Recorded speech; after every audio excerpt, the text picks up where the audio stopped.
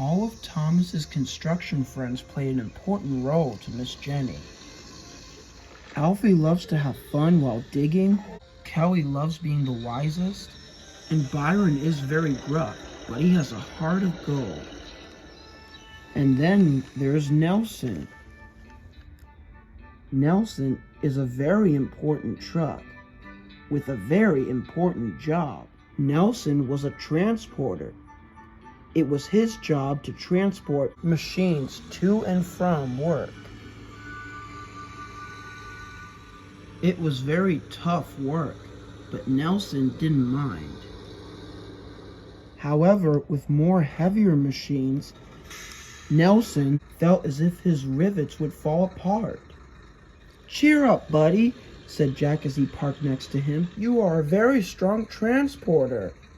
Nelson perked up hearing this. "Thank you, Jack," he said. Later, Nelson was taking Patrick to the new school at Dry-Up. Patrick, the cement mixer, was very heavy, and Nelson had to work extra hard. He pulled and tugged and strained. Patrick even congratulated him. "Well done, lad." And it wasn't long till they reached Dry-Off School. Nelson was tired but proud. "Well done, young'un," shouted Patrick. "You definitely have something those two dump trucks haven't. Stamina."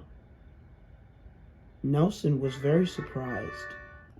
"I don't know what that means," he thought, "but it sounds very good to me."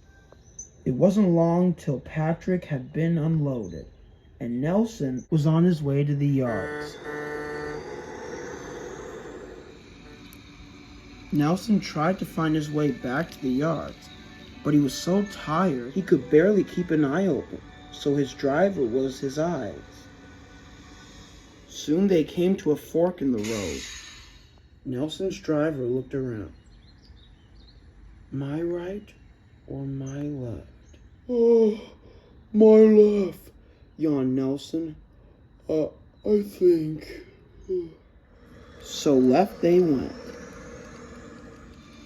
Then there was trouble.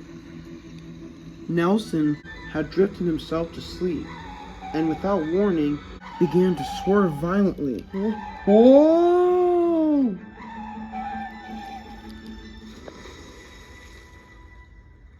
Nelson had landed in the duck pond. The ducklings flew around him, thinking he was their own playground. Nelson didn't mind them. "What time is it?" he asked his driver. "Don't know," said his driver. "I don't have a watch with me." Nelson looked down at the water beneath him. "Oh, bother," he groaned. "This wouldn't have happened if I hadn't drifted off after so much hard work.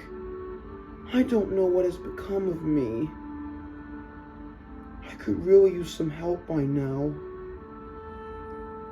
It was then they heard a faint buzzing sound. "Who's there?" called Nelson. "Help!" It was Harold the helicopter. Harold was very worried when he saw Nelson. "Hello, Nelson, my chap," he called. "What happened to you?" Nelson explained what had happened. Then Harold quickly had an idea. "It's foolproof, chap." Nelson was worried, but anything was better than sitting around the duck pond for days. Soon Harold was flying high in the skies. He looked down. He was very happy to be carrying something special, or someone. Flying from beneath him was none other than Nelson. "Ha ha ha ha!" Nelson cheered. "I'm as light as a feather. I feel like a jet plane." As they passed by the yards, Thomas called out. "Having fun, Nelson?" he tooted happily. Nelson was having so much fun, he didn't have time to reply. When Nelson was back home, Miss Jenny spoke to him kindly. "Welcome home, Nelson. I'm glad Harold found you sooner. I was about to call in the rescue team. Happy to be back too, said Nelson tiredly. Now, I best be getting some rest. About that, Kelly said, Oliver is stuck in a trench.